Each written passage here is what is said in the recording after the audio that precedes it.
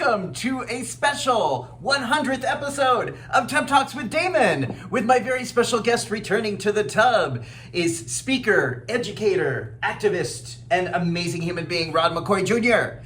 Hey everyone. Yes. Welcome back to the tub. And I'm happy to be here. I like tubs. And I seem to like yours. Yes. This is so cool. So we are in Vegas and we're here for the Biomedical Summit, and there's a little angle that you're going to be seeing from time to time, because we're going to get, in the middle of this episode, we're going to get a little show because there's going to be some water. Where there's going to be some water sports outside. Exactly. What do you think about that? I'm here for it. You know, this is the Biomedical Summit that's about sex and pleasure in all its forms. So little water sports never hurt. Little water sports, a little balloons. Exactly. And it's the perfect place to celebrate 100 episodes. And I'm so glad you're joining me on this 100th episode of Tub Talks. And I'm glad to be here. I really am. So I'm so glad you're here. Yeah. So, Rod, as you know, I have asked you before, but I still want to hear today. Okay. What do you like most about your body? And the first time you asked me, I was challenged, and you've asked me since then, and I'm still challenged. I would like to say I do like my arms. That was the first. Oh yeah, I do like my arms. You got good arms. Yeah, so I do like these like little guns, as I call them. I like the hair on my body. I do like the hair. Show people. Okay, hold on. Yeah. Sometimes it's more than an ocean. And I like the chest, actually. Yeah. I think I said that the last time, too. Yeah. So the arms and the chest. I didn't say hair. But yeah, I like the hair. Yeah. I don't know if anyone has said this, but I've come to actually like my dick. A few people have said that, but I love hearing that. Why do you like your dick? First of all, it seems to, and I can only go by what the fellas tell me, and the one or two women I've gotten with as well. They seem to like the length. They especially like the thickness. I do have a kind of a large mushroom head that seems to be great for hitting spots. Mm-hmm. So. Yeah, and you know, sometimes I like playing with it. I like touching it. And even sometimes relaxed. You know, if I'm walking around, I like being naked, by the way. I'm also a nudist. And so sometimes I like walking and I'm like, okay, he's kind of dangling, kind of cute there. So, yeah. So, I think for me, it's about, especially, you know, being 55, it's really about body positivity. And, you know, I don't think you can be at a conference that's examining the role of sex and pleasure in HIV and STI prevention and really not talk about body positivity, how we feel about our bodies. So I really do appreciate that question. Yeah. So at the age of 55, you are liking your body now. Yes. Did you ever not like the hair on your body? Did you ever used to like shave it or manscape it or scape it? I think I've always manscaped in terms of trimming. I think, believe it or not, I think I took it for granted until I started having sex with men.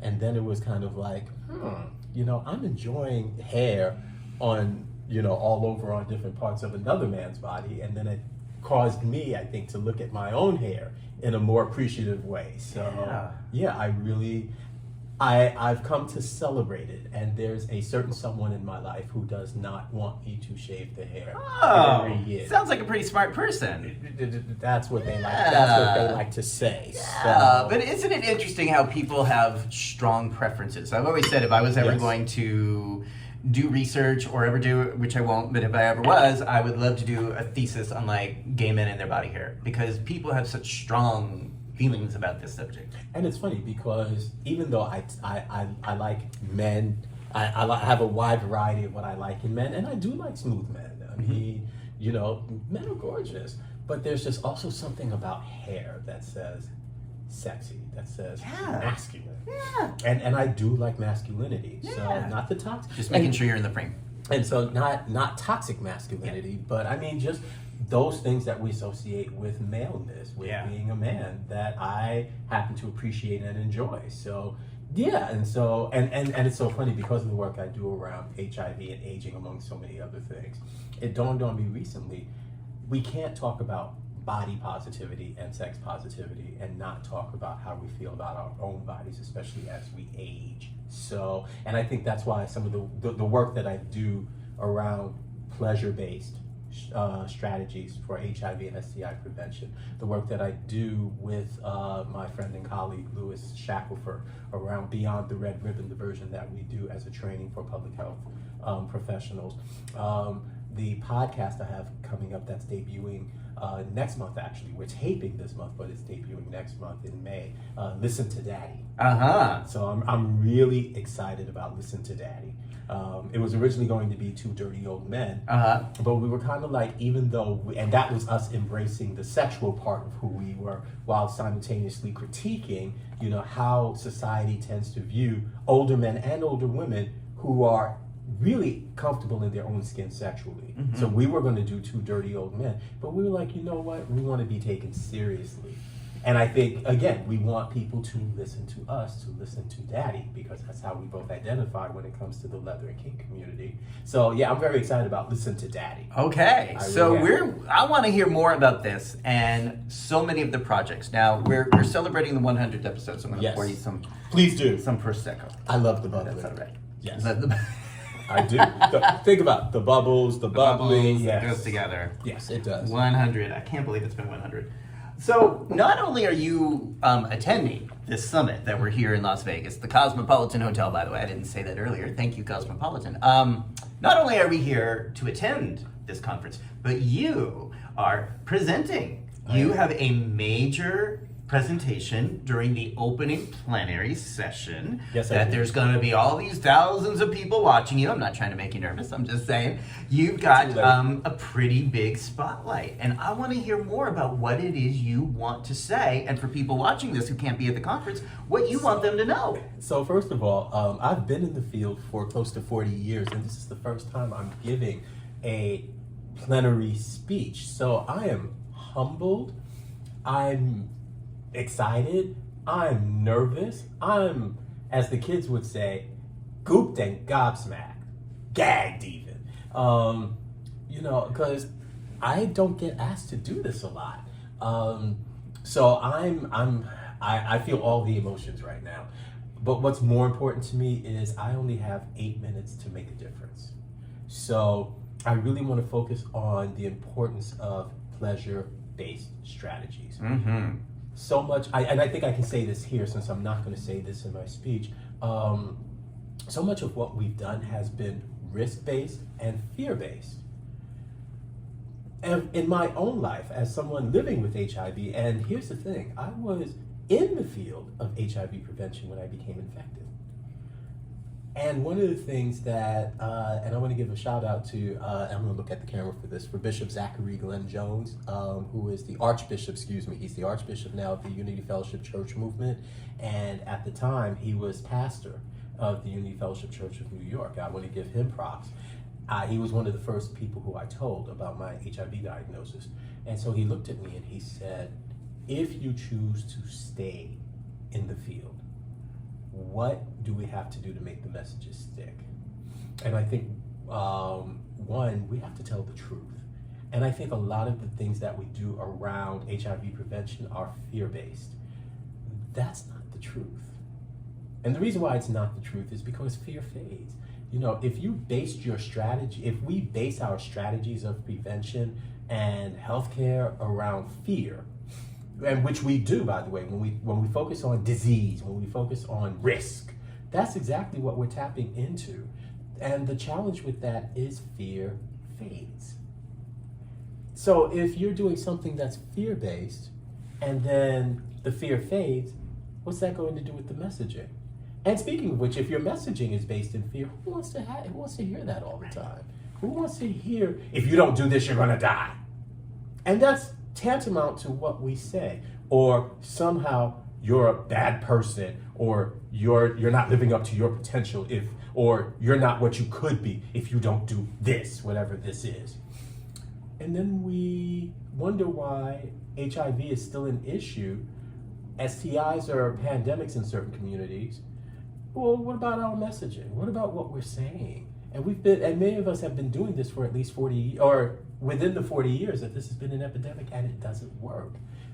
So if I were to answer that question for Archbishop now, I would say, let's tell the truth and let's stop using fear as a basis to do public health. It does not work. So if we're not using fear, what would we talk about? We would talk about pleasure, about feeling pleasure. good. Feeling good. And this is why I wanted to talk about my own life, because before I got infected, I was towing the party line about condoms every time, condoms every time. The least pleasurable option for HIV and STI prevention is our industry's gold standard. And I want us to sit with that. The least, I'm talking to you out there, the least pleasurable form of protection is our industry's gold standard. Now, if you aren't angry by that, you didn't hear what I said. And even I had to think about that. I was like, well, good grief. No wonder it's not working.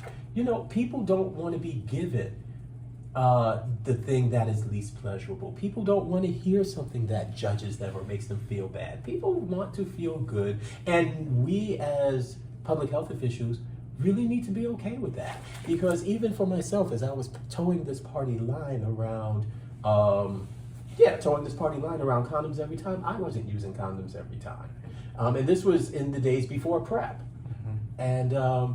And I think not giving other people and not giving myself the space to say, I don't like using condoms, was a big disservice. And I want to say that publicly because I've been in the field for, like I said, close to 40 years.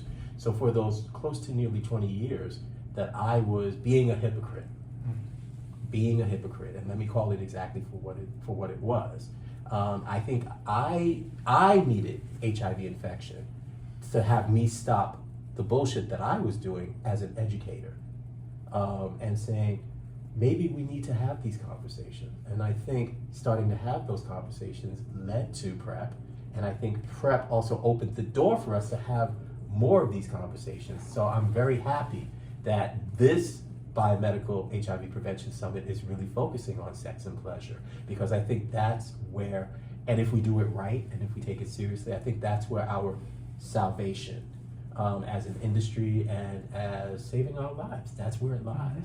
So your message at this conference and extending beyond this conference is for providers and agency to use a pleasure-based messaging system or model. I would say model. Right.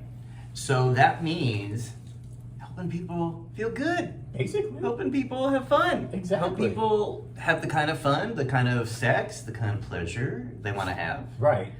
And the standard is for us to not do that. As we were talking, the reason why I'm embracing this so much is because it is personal.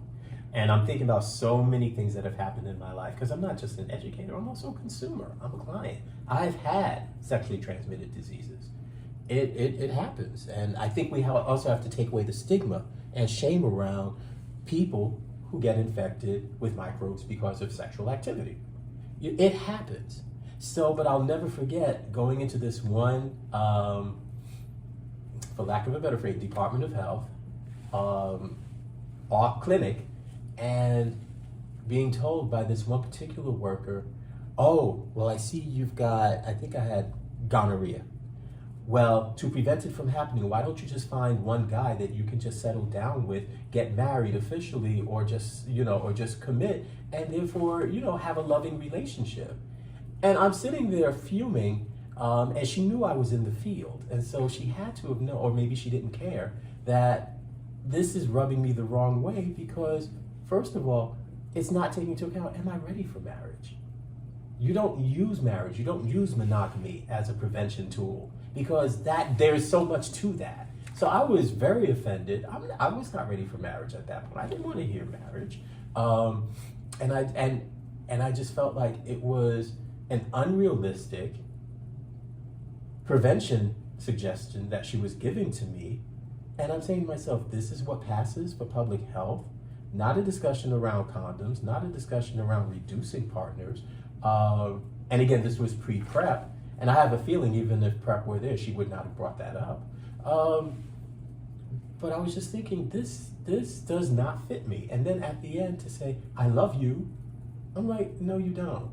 She said she loved you? Yeah. You're the clinician? The counselor. The counselor? Yeah. And it was not, first of all, I know it was not a romantic gesture, because one thing she and I did have in common, as Christians, we understand the concept of the different types of love. So no, I didn't take it in the romantic sense, but I also felt it was inappropriate because there was nothing loving in what she said. It felt very judgmental. Damon, you talk a lot about, and you're critical of shoulds. And there were a lot of shoulds in that conversation that did not fit me, did not appeal to me. Nothing motivational about that interview. So, and for those of you who may not know, motivational interviewing is a form of counseling,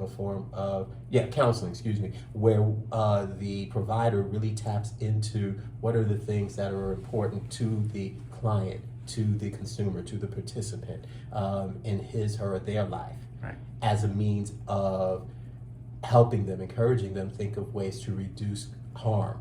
I really like the term harm reduction. To engage in harm reduction and to encourage them to think about things that they can do to reduce harm in things that they do. So a lot of your message then here at this conference is saying to people, stop doing what you've been doing for 40 years, expecting different results, because we call that, and for those of us who are in recovery circles or adjacent to it, insanity. That's insanity. It is insanity. Yeah. And I think that's all I want to share for now. Yeah. Because I do want to, and granted, I know this will air. Very much later. Very much later, but at the same time, I don't want to give everything away. Right. But it's also for people who are going to be watching this who aren't at this conference and could benefit from these ideas, who maybe are working in communities or working in populations without ever questioning or challenging, or even being aware of some of the bias in their message, in their social media materials. Yes. There was that famous, there's been a lot of famously bad campaigns, but in 2010 in New York City, I think it was New York State. Remind me. So this was the campaign, because New York State recognized that, younger men of color are the fastest rising group and have been for a period of time. So we want to target younger men of color. And they put up this campaign of these men, one black, one Latino. Right. And then a few mixed race. And they have them sort of looking away from the camera. And it says, when you have HIV, it's not just HIV, it's anal cancer, it's stroke. It's it had all these things that were, I'll show it to you. Yeah, because it was intended to be get tested. But I'm like, who the fuck wants to get tested in that? And it was all fear-based. It was all something really terrible is going to happen to you. And it ain't just HIV. And my thing is this, yes, having HIV does open one up to, particularly as we age, to other conditions, to comorbidities, basically other conditions. I hate that term, comorbidity. It is. But having said all of that, I, as someone living with HIV, and again, where is the encouragement? Yeah. That's not encouraging. That does not make a person feel good. It would shame a person or embarrass a person. Oh my God, if I've got HIV. And again, it creates fear. Oh my God, if I have HIV, oh my God, I may get all these things, as opposed to speaking to what are the things that I can do to reduce to prevent those other conditions and still feel good about the fact that I have HIV. Great. And again, we don't frame HIV in that sense about feeling good about it. And maybe being infected with a virus is something that we don't want to feel good about, but I think at the same time, particularly if it's something in your own life that or if you have a condition that is lifelong, rather than treat it with fear, and the other thing about fear, at least in my life, is that fear is an immobilizer. Fear keeps me from moving, from doing what I want and need to do in life. Yeah. Whereas if someone gives me the benefits of, or the positive side, that's going to encourage me to say, oh, well, I want some of that. So let me take the steps I need to make sure I have that. And that kind of ties into something I know we were going to talk about later, my work around saying yes to life. And that's a very new project for me. But I think also the workshop and I'm going to let y'all in on a little secret. We're doing a panel together. Yes. Yes, the older gay men in HIV. Yes. So, and I think that's because we have sex too. We have sex. That's the name of it. And that's exactly. Right, we have sex sex too. Yeah. Because we do have sex. Yeah. And it's very interesting that a lot of PrEP campaigns And let's talk about that, because this is a biomedical prevention summit, that a lot of the PrEP campaigns are geared toward younger men, younger people. And I've been in panels that were supposed to be intergenerational, but everyone focused on youth. No one wanted to talk about aging. No one wanted to talk about growing older. And I think the whole thing around, there's pleasure to be held in being older, around living, around sex, around so many things. Would you say sex is better at 55 or 35? 55. Yeah. It goes back, first of all, to what I said earlier, to your question around feeling more comfortable in my body, in my skin. Even my dad asked me, how are you so comfortable in your skin? And I'm thinking, I'm your kid. Why aren't you comfortable in your skin? But sorry, Pops. But the question did strike me, because I'm like, I have never felt more comfortable in my skin than now in my 50s. I feel more comfortable talking about issues, talking about sex, talking about my body. Years ago, I wouldn't have said openly, I like my dick as one of my favorite parts of my body. You know, there was a lot of buying into the shame of, oh, you should not say that about your penis, but the penis is part of my body. Yeah. And it's a pleasurable part of my body. And so I'm like, why shouldn't I embrace it? So I like my eyes too. So Yeah. I didn't say that. Okay. So, but I think as we age, and there's a lot of shame around aging, about what happens to our bodies as we age, you know, whether we keep it tight or not. And so one of the things that I hope we, along with our co-presenters, do is really shatter, or at least put a dent in the myths and the stigmas that surround aging, that really surround sexuality and sex when it comes to older people. And by older, we are meaning 50 and older. Yeah. And just really say, you know, we're in a good spot. That's what I want, not only younger people, but also people in our age group to hear. You know, we're in a good spot. We are in a great spot. And How so? What's good? What's good? I would say, first of all, let me personalize it. I would say for me, when I turned 50, and everyone I know who's turned 50, before me, with me, and after me, has said a switch goes on where you really don't care what other people think of you, or if you do, you care less. And that is such a freeing mindset to be in, because then you're not as ruled by what other people think of you, and you begin to start, if not fully, live life on your own terms. I know we've had off-screen conversations about that, and it's a powerful place to be. Even with the changes going on in my body, rediscovering my body. I was at my fittest in 2021, which means that I would have been, math is hard. So I would have been 50, Can't really do math in the tub. It doesn't really work. It really doesn't work. But I was around 53, 54 when I was at my fittest. You know, I've shown you pictures, and I'm just like, I was like, that was me. And now I'm starting the journey again to get back to that. But again, imagine in your 50s being in the best shape of your life. And yet, yeah, I mean, I think you are the best shape. This is who you are today. This is your shape. This is the best. This is where we're at. That's how I see shape and fitness. It's like, well, you're alive. You still got a vehicle called a body. True. It's still working pretty well. That's the best shape of your life. Exactly. And I'm going to also say, with mortality and being more aware of mortality, and in my case, I did experience a heart attack at age 52. So one of the things that did actually raise, yes, my mortality, but with it also my body function, my body care. It's like, what am I doing to really take care of myself? You know, and when I find myself neglecting it, I'm listening to my body more. So it's like when I'm neglecting it, it's letting me know. And now I'm starting to listen. It's like, okay, because we don't want to have that happen again. Right. So I would say yes, and especially when it comes with embracing your age, that's when all of these things, when you say yes, when I said yes to aging, when I said yes to being in my 50s, when I said yes to being in the best shape that I could be, when I said yes to, I need to put in the work. That's when I think a lot of things in my own life were starting to shift. Do I still have challenges? Sure, yes. But at the same time, and even when I struggle with things, because I do tend to overthink things, and that might be a side effect of anxiety. But at the same time, then it's also like, but I know what's going on here. So I can take a step back and I can chill and I can talk to people. I think I take better care of myself than I never in my 20s, even in my 30s and 40s. Wow. So all of these wonderful ideas about self-care, about aging, about pleasure, Yes. about intentional messaging, these are all skills, these are all tools that you help people learn about in your regular life, outside of conferences and bathtubs. That's true. Tell the people more about what it is you're doing. I'd love to hear first about like how you help organizations that might be struggling with this whole idea of embracing pleasure.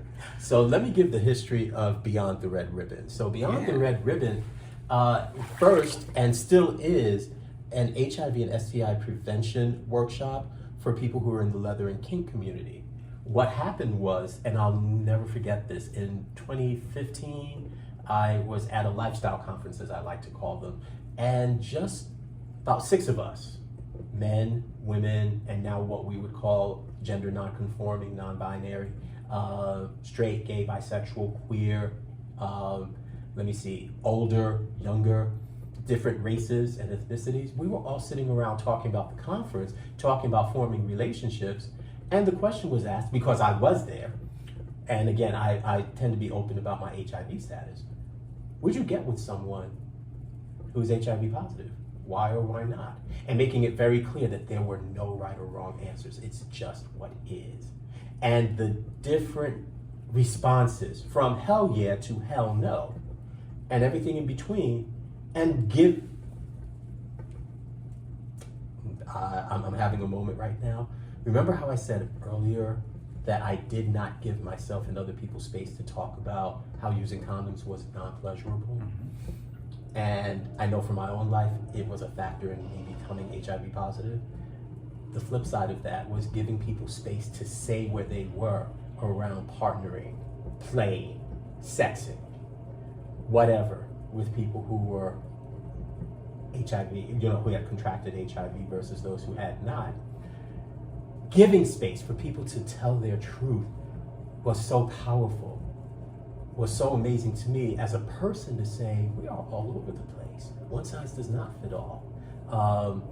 And this is what happens when there's no stigma. People can be honest. And as an educator, it's like, well, we have to have different talks and conversations about how we have these conversations. And I'll never forget Jen Victor, who was coordinating, leading the Leather Leadership Conference in Philadelphia the next year. She turned to me and she said, "You are going to bring this conversation to Philadelphia." At the time, I hadn't embraced the yes fully yet. So I was like, who? Me? What? She said, "You are bringing this conversation to Philadelphia." And that's what gave rise to Beyond the Red Ribbon, because I think Beyond the Red Ribbon is just awareness. The actual red ribbon that people sometimes wear on AIDS awareness days. We wanted to go beyond that. We wanted to say, okay, it's one thing to be aware of it, but how do we put that awareness in practice? And because we are at different places and different points in how we view prevention and how we might apply that to our own lives, how do we have those conversations? That's how Beyond the Red Ribbon started. And ironically, it was also during my year as American Leatherman in 2017, and I went to this conference called NASM, which is geared specifically around the needs of Black, gay, and bisexual men. So there were some brothers who were interested in having some kind of conversation around kink. So I said, what better way to have that conversation than for kink and prevention, which was very intriguing. So there were 2 people from Seattle who were there, Louis Shackelford and Vanessa Granberry, and I hope they're watching because I want them to know I'm giving them their props. They were in the session, and while they appreciated the community I was saying it to and the message, their concern was, how do we bring this to our colleagues who serve the very people that you're talking to? So basically, mostly Louis and myself, with assistance from Vanessa, as well as from his supervisor at the time, Russell. Mm-hmm. And by the way, Russell Campbell will be with us on the older gay men panel as well. So not in the tub, sadly, but not yet. Anyway. We'll work on that, yeah. Right. So the thing was, but mainly it was Louis and myself looking at how do we transition this to make it informative for public health officials and for our colleagues. And it's still very much a work in progress. But what we realize is what we learned from the kink community is sex positivity. Mm-hmm. So how do we start applying those things around sex positivity that we learned from the leather and kink community as a message and as a tool in the toolbox for our colleagues? Yeah. And so that is the training Beyond the Red Ribbon that Louis and I take, and we can say this now across the country. Yeah. I've mentioned to you that we're doing a training in Wyoming at the end of April. Yeah. Excuse me. And it's our second time, Tiny Bubbles. And it's the second time we're doing it in Wyoming, of all places. So the fact that we were invited back, I think is a testament to a place that, and I hate to say this about my colleagues in Wyoming, but when we think about sex positivity and progressiveness, unfortunately, the rural Midwest is a place that we don't tend to think of. Mm-hmm. So I think it's a testament to what Louis and I are bringing as two black men, one straight, one gay. Y'all figure out which one is who. From New York City, bringing this message to white folks in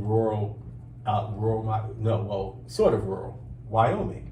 And that we've been asked to come back, I think is a testament to the message that we're bringing. Absolutely. And we are looking to bring it to other places as well. So, so just to put it out there, if anyone is interested in us doing a training for your organization around Beyond the Red Ribbon, how to integrate messages around sex positivity into our work in HIV and STI prevention as public health workers, as public health officials, you can email me at rodneymccoy827@gmail.com. And also I have a website, rodneymccoy.info, where you'll see all of that too will be right down below so people can check that out. Thank you. Because what you're doing and what you have been doing for like 5 years or 6 years is go around Yes.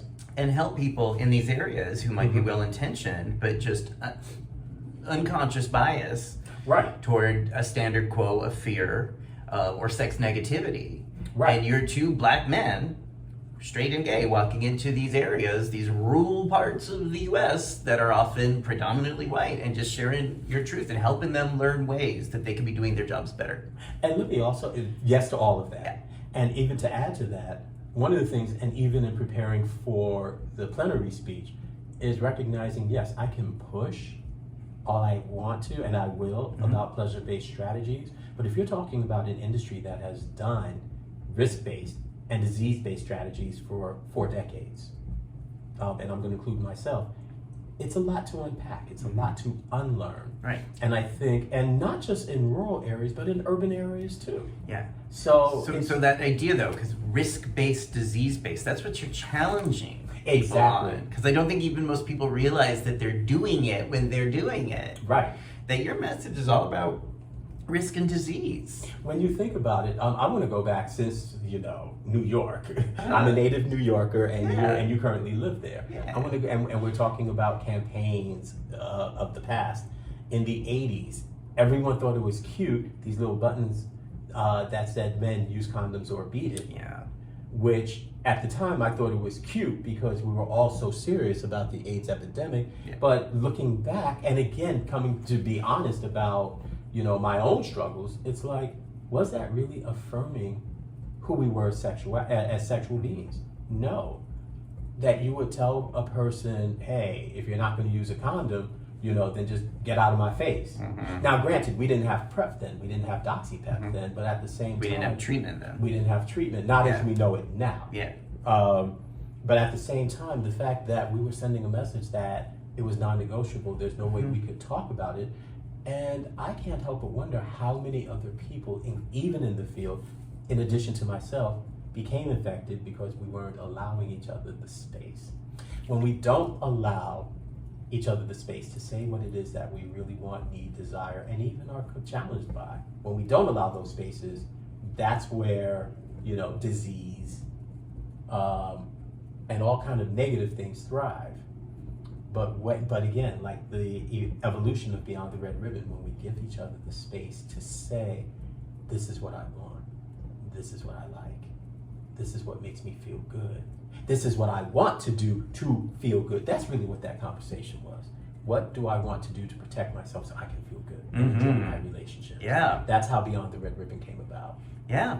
And I had a very similar experience on the West Coast at that time, because I also was 100% condoms. All the volunteer work I was doing in San Francisco with Stop AIDS Project and all the volunteer work, all the messaging everywhere was 100%, 100%, 100%. People signing contracts on Market and Noe, promising to use condoms 100% of the time. What? I remember those times. Yeah. And, you know, like at the time, I was naive. I was 19. I was naive. I thought, well, it made sense. We're trying to stop AIDS. This is how we stop AIDS. It made perfect sense. Except I was like running around telling everybody I knew, condoms, condoms, condoms. And then one by one throughout the 90s, my friends, my colleagues, my clients, my new roommates were becoming newly HIV diagnosed. Right. And one of them, I did ask one of them, like, so do you know, like, did a condom break? And he was the one who sat me down and said, you know what? I have not been using condoms consistently, and I couldn't tell you that. You weren't safe for me to be able to tell you that. And some of the experiences I've had that were really good, but also really scary. Right. He couldn't confide that in me because I wasn't safe, because I was so extreme. And that was when I realized I have to change that messaging if I take my role seriously as a healer, as a friend. That part. And I can't, and as you were telling, thank you for that. And as you were telling that story, I was just thinking to myself, as was the case with the worker at the health department, how many of us were or currently still are unsafe? Mm-hmm. And most public health officials and workers, we don't think of ourselves as unsafe, but how many of us really are unsafe? Mm-hmm. And looking back, and for you, it took the honest word of a friend. Mm-hmm. For me, it took HIV to really look at and to say I was unsafe. Yeah. And personally, it bit me in the ass. And I have no qualms about that. And it's like, that's what I needed to really take the work that I'm doing to the next level. Wow. Yeah. Now, on that next level, the other thing you've been talking about a lot here and outside of here is learning at this point in your life to say yes in your life and inspiring others around you to do the same. Tell me more about what that looks like in your work. And I see it as related. So I think if I had to attribute it to many things, growing up poor, where as a result of not having money at disposal for a variety of reasons, always being told or mostly being told, no, we can't have this. No, we can't do this. No, you can't do this. Also being told, because being one of the two eldest in the family, among the kids, when unfortunately my mother became a single mother, and she had to make those hard choices around how am I going by myself, take care of 5 kids. 5 kids, single mom. Exactly. And so she had to make some hard choices, which often meant that I got denied as a teenager, as a young adult, in favor of my 3 younger brothers. And my sister experienced some of that too. And I don't say that to shame anyone, but I say that to just tell the truth. Mm-hmm. And again, not saying it in an angry way about my mother. That's why I started out. She had to make some hard choices, and I found out later, and I was resentful until I realized and I learned those were not easy, and it was like, okay, that makes sense. But when you're told for your lifetime, because of economics, class issues, because of race, as Black folks, what we don't do, or what we can't do, what we're not allowed to do. As a gay man, gay/queer man, no, you can't hold hands. No, you can't be affectionate. No, you can't walk a certain way. You can't wear certain clothes. I would even say, even in terms of getting older, no, you can't be honest about your sexuality. No, you can't keep, or you shouldn't keep working. No, you need to just be quiet and let the young people take over. I was even told that one time in terms of my continuing in HIV prevention. I'll never forget that conversation. And I had to, where one time I was told, I heard it from someone else, that someone should just retire because they're older. And I was like, well, what if I'm older and I want to stay in the field? And I remember being told by a colleague that I had to talk to him about this when I was going for a job, and he admitted to me that they were looking for someone younger. which years later I had that conversation and be like, aside from the legal ramifications, really, it was the psychological, where I started feeling negative about my age and my experience. And it took a colleague, Terrence, to really help me, Terrence Payton, to really help me rethink that and to be comfortable again in my skin, in my older skin, in my experienced skin. But again, when you have a lifetime of no, and again, no, you can't even talk about not using condoms. No, why are you even thinking about PrEP? Or in my case specifically, why are you even thinking about sex? You just got infected with HIV. How can you still be thinking about sex? Did actually someone say that or Oh yeah.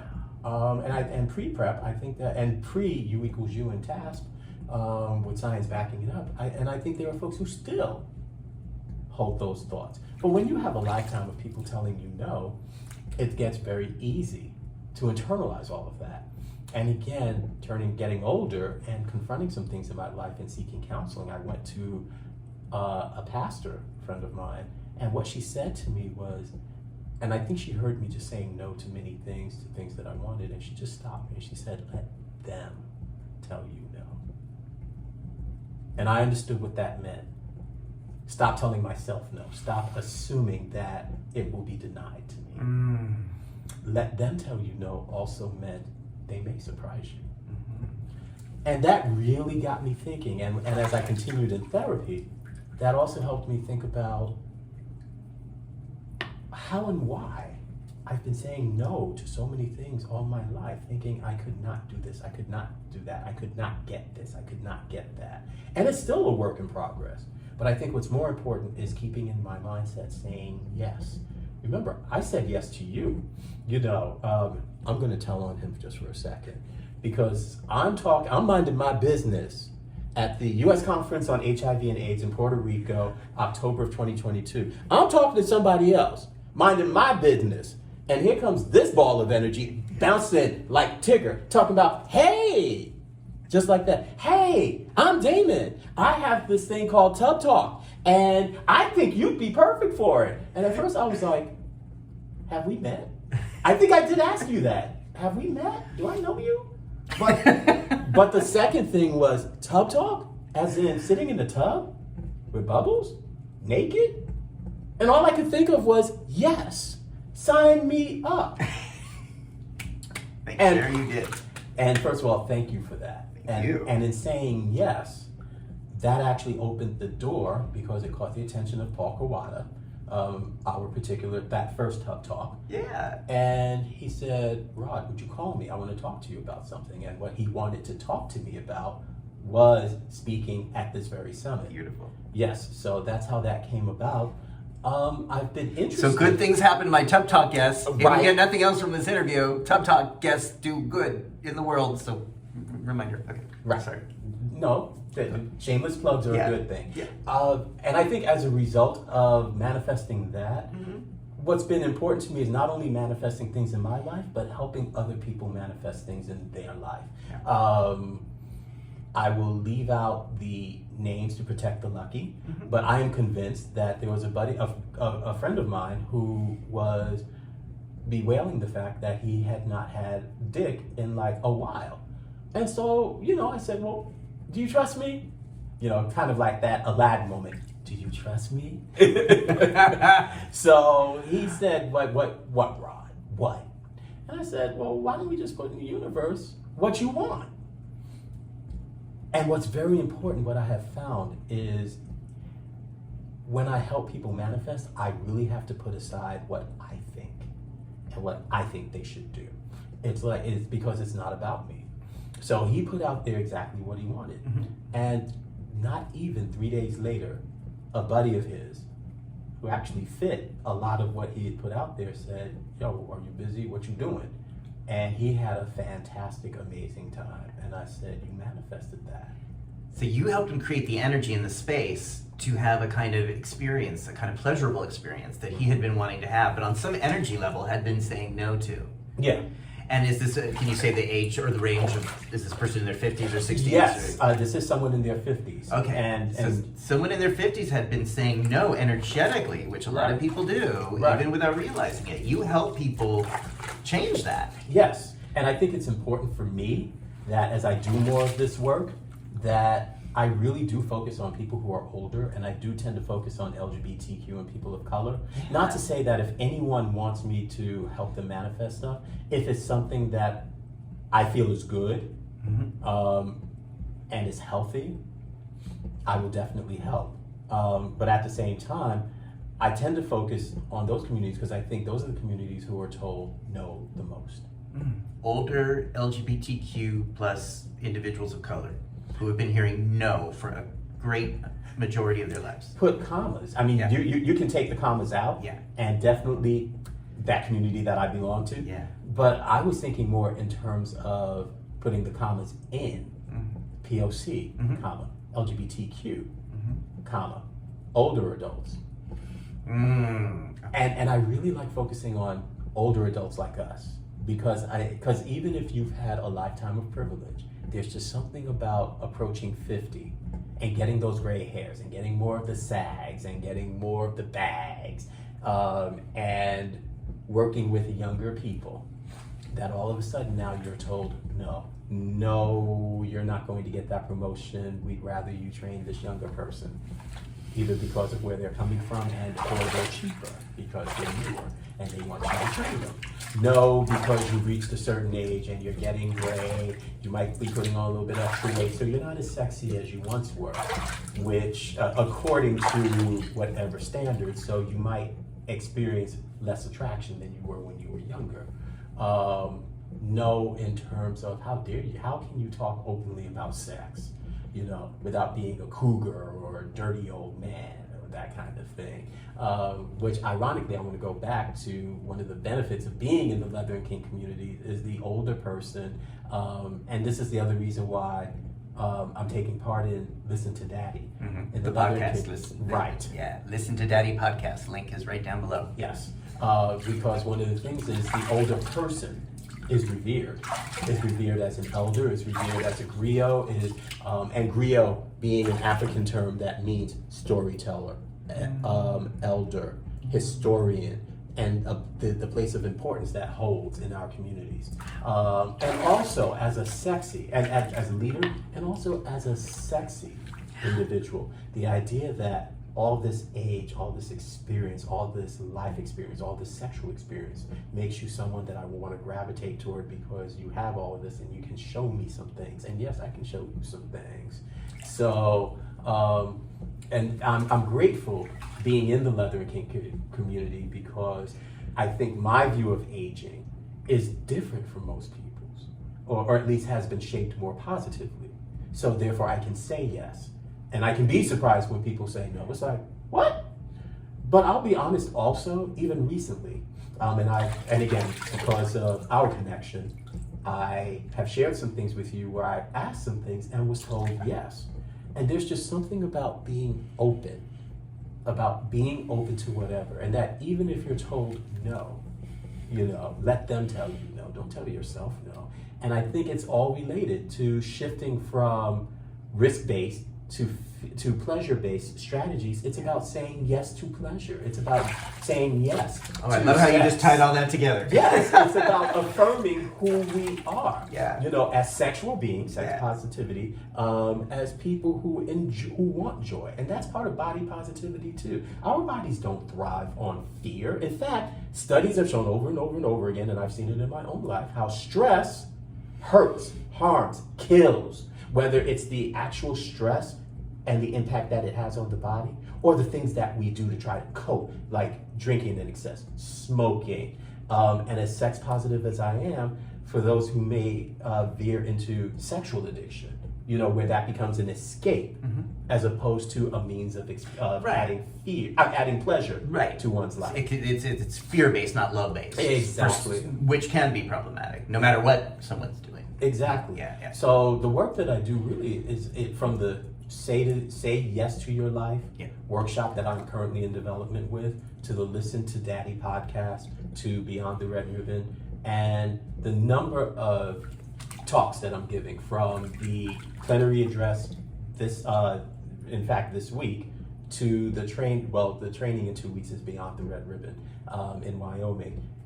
2 weeks after that is the keynote address at Colorado Leatherfest. Beautiful. So it's all related, it's all connected. So I'm amazed.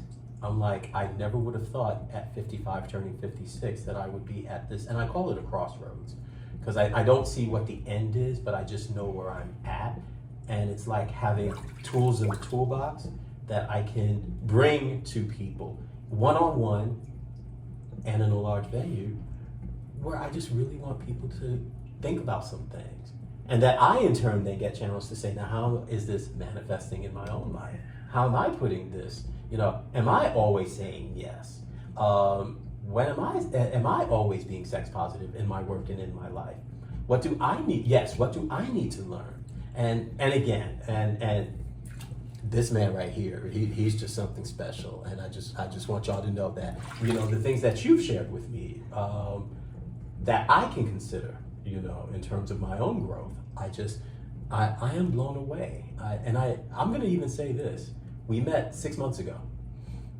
The Tub Talk that I think I gave then, which I'm very proud of and very happy about, is not the same Tub Talk I'm giving today. Actually, I feel more confident, even in the course of 6 months, around the messaging, around where my life is going. And I'm fucking thrilled. Yeah. That is so beautiful. Okay. I love how you tie that together. Yes. The pleasure, saying yes, the podcast, helping people, and you're in this process too. And I think that's so important and valuable as well. You're in this process. You can speak to these things because you're learning these things. Exactly. And if people watching this want to ask you more and learn with you said the website before, but can you say it again? Also, the link will be right down below. Sure. The website is rodneymccoy.info. And there you'll see different buttons, different things that'll lead you to Beyond the Red Ribbon, saying yes, listen to Daddy. And Listen to Daddy will have those podcasts and other podcasts I've been part of as well. I'm going to even throw in, and I hope my email address, I'm sure it is part of everything that's scrolling down below, rodneymccoy827@gmail.com. Beautiful. And if people watching this want to work with you virtually, is that an option?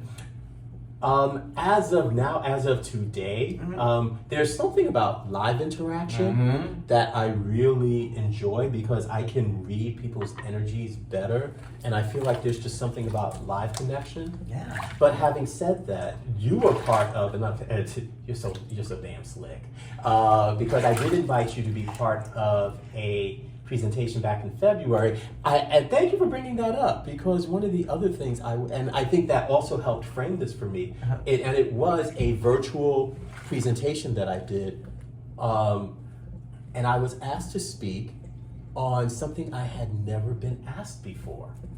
And so I chose the joy of being Black, gay/queer, HIV positive, older, and kinky. No one asked me what the joy, ever. People want to hear the pain. Oh, tell me. Oh, shit. Okay. You're good. Tell me about people want to cut, edit. Okay. And I really had to think about that, because people want to ask about the pain, the struggle, the challenges, and people lean in like they're savoring a meal. And I'm like, you're savoring my pain. And as quiet as it can, for those of us who are marginalized or otherwise in some way, sometimes we get off on telling the pain because we're tired of holding on to it. But at the same time, it's like, that's unhealthy. I'm still in the scene and in this life because there has to be some joy around it. I get some kind of fulfillment. And that's the conversation I want to have, that people kind of like, joy? How can you be happy about being those things? And I'm like, sit your ass down, I'll tell you. And actually, it took Master West asking me that question, what has someone never asked you to present on? That started me thinking about this, for real. For real. And it was a virtual presentation. Yeah. And you were part of it. Yeah, and I was in it. And Right. I'm also someone who appreciates in-person events as well, but that virtual presentation was very powerful. It was. Very meaningful. Thank you. And so I do think you have, not everybody can do this, but I think you have a powerful presence even in the virtual space. Thank you. And, I'd encourage people, again, watching this who want to maybe learn more or think about the ways they're saying no, or thinking getting older means I'm going to be limited, or I'm going to have less options for the kind of sex or the kind of work or the kind of community I want to have. Talk to this man, because he's going to tell you what's really happening. He's going to say, first of all, no, I'm kidding, you're not going to say that. Well, it depends. Now, see, this is the problem when you have someone sitting in a tub with you who really knows you. Yes, when I'm about to read, to go off on someone, that's usually when you hear me say those words, If he says, first of all, you're in trouble. Basically.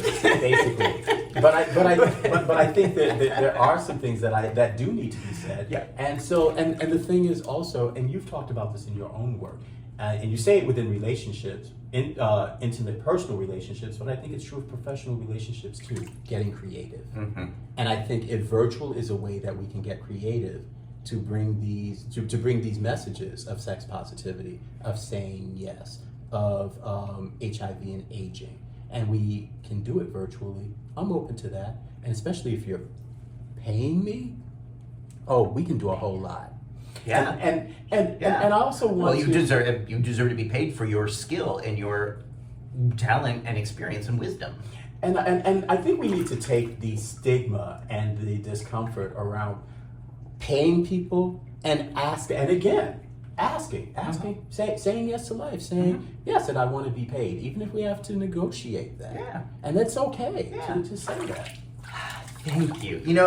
This is the 100th episode, and this was exactly the reason, or one of the reasons why I wanted to do these kind of interviews, because no one is talking about these things. No one is talking about saying yes in these ways that you do. And I think if we continue to talk about this with our friends, with our community, in our bathtubs, at our breakfast tables, or whatever, let's just make sure that we're having these conversations somewhere. Right. And I think aging can be a lot of fun. Now, you're going to ask me something. I don't know what. He's going to ask me something. Do I need to pour a little more Prosecco before you ask me a question? If we have the Prosecco. We've got, it's 100 episodes, so we got, okay. All right, so now Rod has asked for some time to ask me a question, and I don't know what you're going to ask me, so go for it. All right, so this is your 100th episode. 100. So what would you tell Damon? What words of advice? Are you using my question against me? I just know this is a question I like to ask you. Yeah. What would you tell, for lack of a better word, younger Damon, who is just starting out and about to do his first episode of Tub Talks? Of Tub Talks. What would you tell, being where you are now at your 100th episode? Yeah. So it was August of 2021. So you were younger. Year and a half. a few years, yeah. And I would have said, relax and enjoy this. Don't overcomplicate it. Don't overthink it. There's a lot of fun here. And if you're just being honest and you just keep it real, people are going to find it. People are going to enjoy it. It's not going to be the most famous thing in the world, but just play, have fun. And that for me has been what being in my 50s is about, because I couldn't do this interview. I couldn't do this bathtub interview until I turned 50. Until I was able to just say, I don't really care. I'm embracing the ridiculous. I'm embracing the fun of this. And I'm going to get naked with 100 friends and just sit and hang out and talk about life and sex and whatever. Yes. I couldn't do that till I was 50. So I would have said what I'd still say is, have fun with this. Don't overthink it. And just, do your due diligence when you travel to make sure you find a hotel with bathtubs, because a lot of them don't have them. It's really hard to find them. Yes. But now, it's not an easy thing to do, but they're out there if you look. All right. Yeah. Cool. But thank you for asking that. You're welcome. Yeah. I'm a frustrated interviewer, so I thank you for indulging me. No, and it's been such an adventure, because what I wasn't expecting, I thought maybe I'll do 10 of these, because I knew I had 10 friends. If I say, will you come to Brooklyn and sit in my bathtub? Like, I had 10 friends who would say yes, no questions asked. Right. What I didn't know was it was going to go on and on, that people were going to start to reach out to me and want to do this with me, and sometimes more than once. do a second interview with me. Yeah. And that there's so many people that are getting older with a sense of purpose and pleasure and power. And I That get part. so excited about these conversations. Yes. And it doesn't matter if they're in their 60s, 70s, or their 20s, 30s. I just love hearing people Yes. talk about their journey of tapping into their power, their purpose, their pleasure. And all 100 of these episodes have worked with these themes on some level. Exactly. So, Wow. thank you for being part of two of them now. Yes, and I don't mind being part of more as Yeah. appropriate. Yeah. And I want to do a shameless plug that if this is something that you, in your wildest dreams, you want to do, but you're like, oh, I don't know, like Marianne Williamson said, feel the fear and do it anyway. Yeah. Just, I'm telling you, Do it. you'd be surprised what would come out of something like this. Seriously. Well, sometimes I am surprised about what comes out of something like that. So, Okay, so on that note, all of your links and your Yes. website and the podcast are going to be right down below on YouTube. Please follow Rod. Please keep up with his thoughts, his ideas, because I think these are going to be what makes the rest of our lives more beneficial, more playful, more positive, more fun. thank you. And I'm so glad we're in this journey together. Same here. I'm really glad about that. I am too. Yeah, if you like this interview, subscribe, press the Please. subscribe button, and watch more episodes of Tug Talks with Damon. And, we're just going to keep this going. Yeah. And before we zoom out, I'm going to go back to my view here. It's a So people beautiful can view, see yes. Las Vegas. Oh, we didn't get the light show, but that's okay. The water's, yeah. But we're looking at the little fountain show that is every 30 minutes or so. So, if you're in Vegas and you're looking for, I'm getting no money for this, I'm just saying the Cosmopolitan Hotel is pretty cool, but you have to ask them for a Japanese drop bath. You won't just get it unless you ask them. But if you ask them, you'll get a bathtub like this, and it's really, really cool. It is. So, all right. Thank you, everybody. Thank you. Bye. Bye.